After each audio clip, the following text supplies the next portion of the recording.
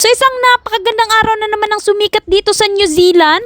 Ready na nga pala ako, gagawa ko ng tinapay para sa dinner namin tonight. Naglagay nga pala ako ng milk, 4 na itlog at saka sugar.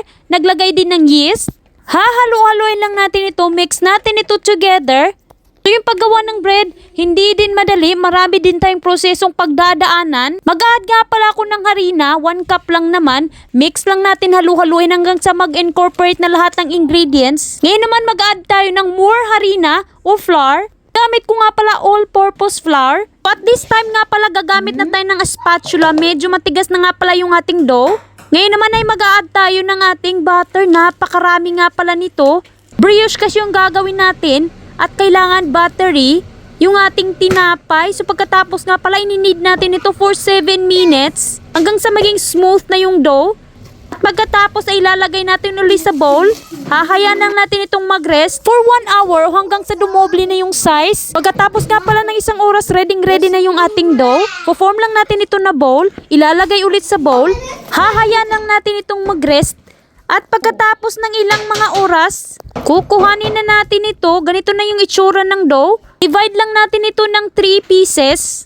Pagkatapos i-form natin itong parang snake. At i-form natin ganito. Parang donut lang naman at ilalagay natin sa ating baking tin. Tatakpan na naman natin at hayaan natin itong mag-rest. Nagre-ready nga pala ako ng aking egg wash. Meron nga pala ako ditong egg yolk milk at saka pinch of salt.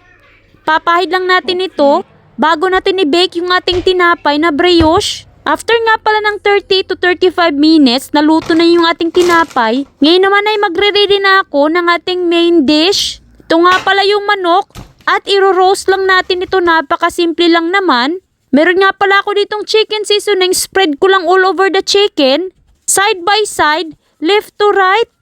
Pagkatapos nga palang masison natin yung manok, meron nga pala ako ditong rosemary, fresh from the garden.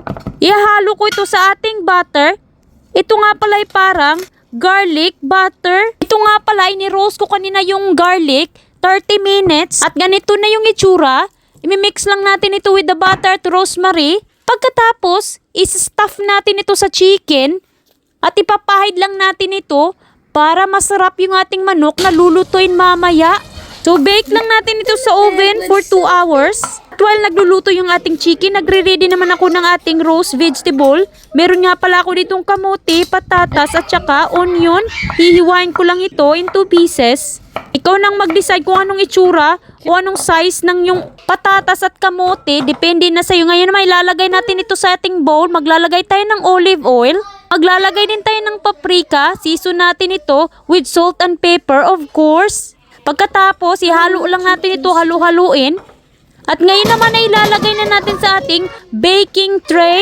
Bake lang natin ito sa oven. So naluto na nga pala yung ating chicken at ready na. Hiniwa ko na rin yung ating tinapay na niluto kanina. At after 20 minutes naluto na rin yung ating baked potato, vegetable at saka onion. So dumating na nga pala si Mr. 3:00 ng hapon. Kaninang umaga pa siya, bumiyahe from Wellington. So napaka-long trip talaga. At medyo pagod si Mr. Kaya naman sasalubungin talaga natin ang napakasarap na dinner. Pagkasapit nga pala ng 5 PM, nagready na ako sa lamesa. Kakain na kami. At na-miss ni Mr. of course yung luto ko.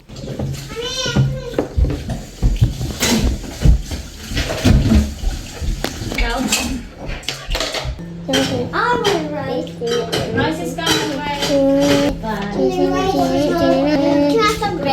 you want potato inside? I'll get you some rice. Always mix it up. Watch out of the way. Move your hands. My rice to come up.